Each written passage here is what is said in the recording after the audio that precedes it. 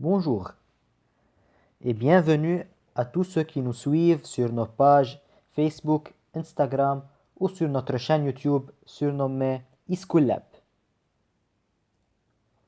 C'est le premier épisode de la série Sciences de la vie dans laquelle nous allons expliquer le domaine de la génétique et de l'hérédité.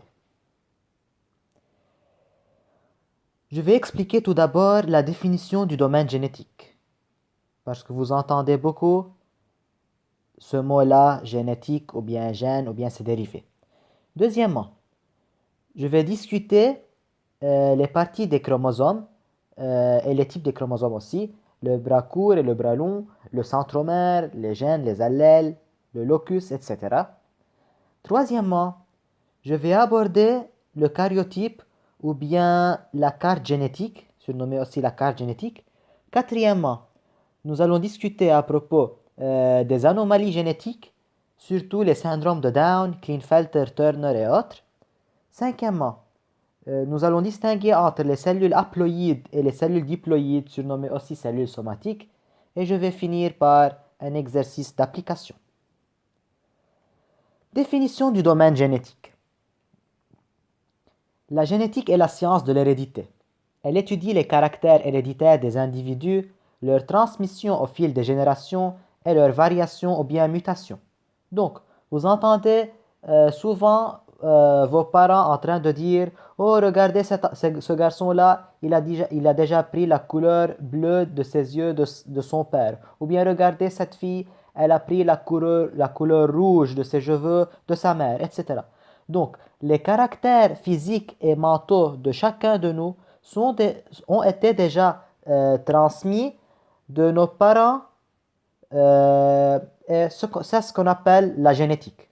D'accord? Donc la génétique est en rapport avec tous les caractères physiques et mentaux transmis des parents aux enfants, donc d'une génération à une autre.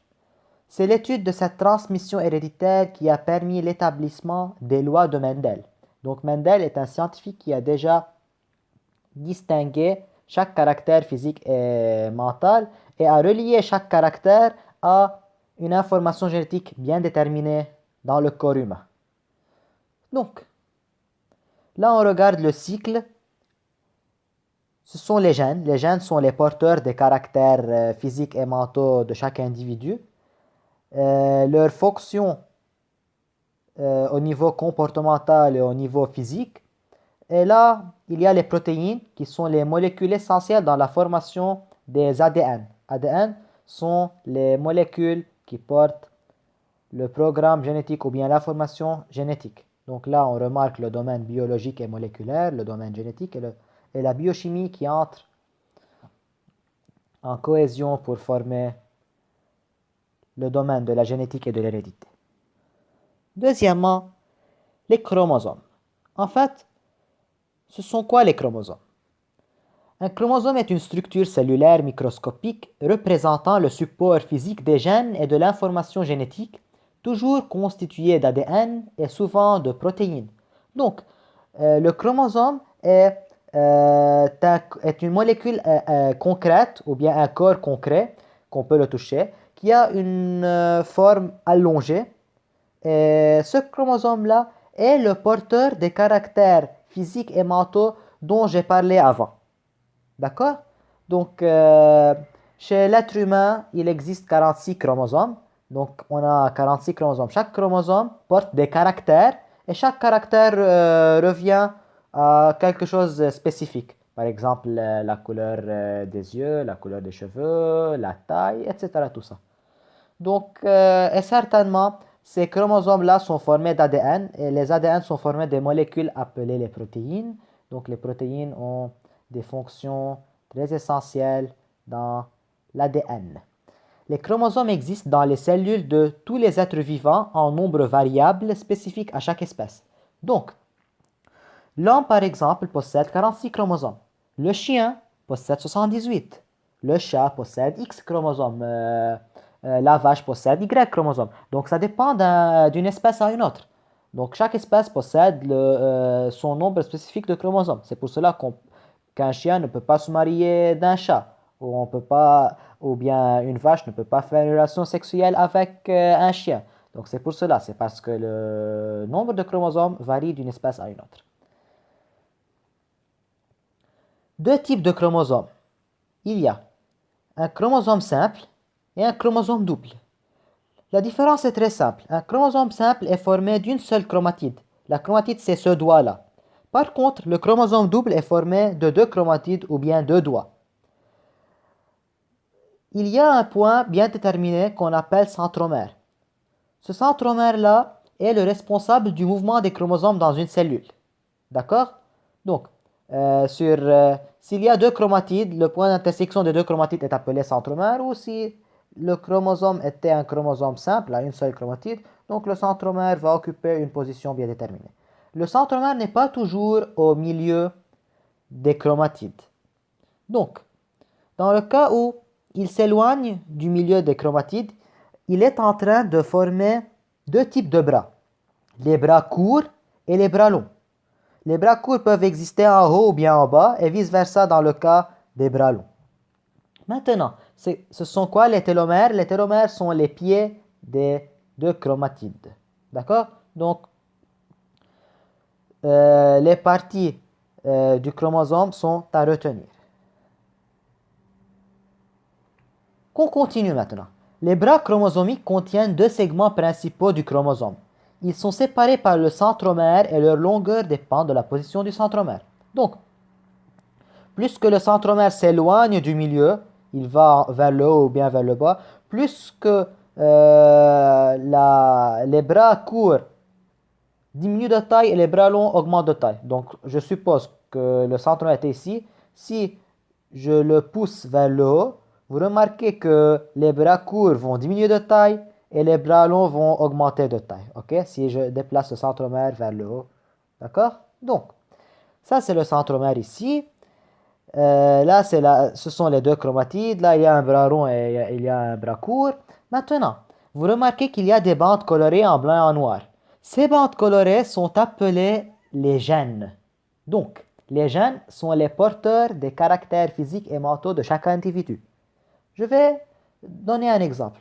On suppose que le niveau 6 en haut, cette zone-là, porte par exemple la couleur des yeux. La zone 5, qui est une bande colorée en noir, porte par exemple la forme de l'œil. La bande 4 porte la taille de l'être humain. La bande 3 colorée en noir porte par exemple la couleur des cheveux, etc., etc., ainsi de suite. Donc, chaque zone ou bien chaque bande colorée porte un caractère spécifique. D'accord?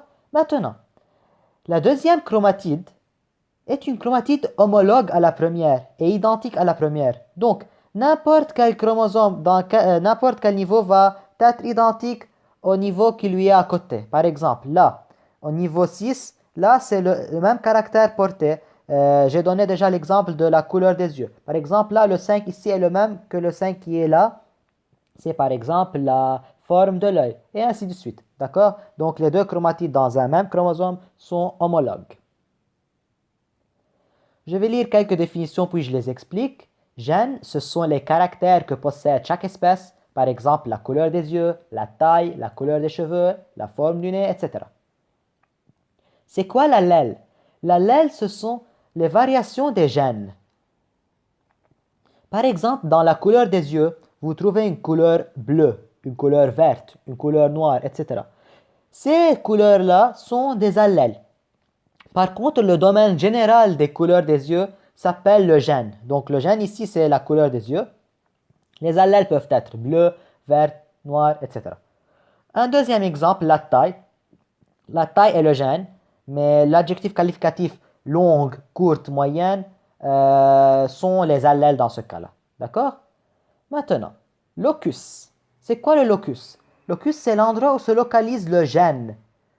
Par exemple, on peut prendre le cas de la couleur des yeux qui se localise, par exemple, dans le haut du bras court du chromosome numéro 3. Ok? Donc, c'est un exemple. Donc, le locus, c'est la position d'un gène bien déterminé. Le pluriel de locus, faites attention, c'est loci, L-O-C-I. Translocution. C'est quoi la translocution? C'est le changement de l'endroit du locus d'un chromosome à un autre. Je vais prendre ce cas-là. La translocution ne détermine pas une anomalie génétique, mais il se peut que le fragment, par exemple, qui est ici, se déplace de la paire de chromosomes numéro 5 vers une autre paire de chromosomes numéro 4 qui lui précède, ou bien le numéro 6 qui lui suit. D'accord? Donc, ce n'est pas un symbole d'anomalie, ce n'est pas un indice d'anomalie, non, pas du tout. Mais ça se passe qu'un fragment de chromosome disparaît d'une paire de chromosomes et se déplace vers une autre paire. Par exemple, dans ce cas-là, regardez, ce fragment en vert se disparaît et se déplace sur une autre paire de chromosomes. Le karyotype. C'est quoi le karyotype en fait? C'est la représentation photographique des chromosomes d'une cellule après que ceux-ci ont été appariés par paire de chromosomes identiques et classés selon la dimension, du plus long au plus court, la disposition des bandes colorées et la position du centromère.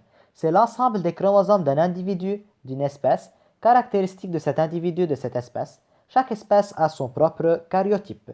Je vais donner l'exemple ici. J'ai déjà dit précédemment que l'être humain possède 46 chromosomes.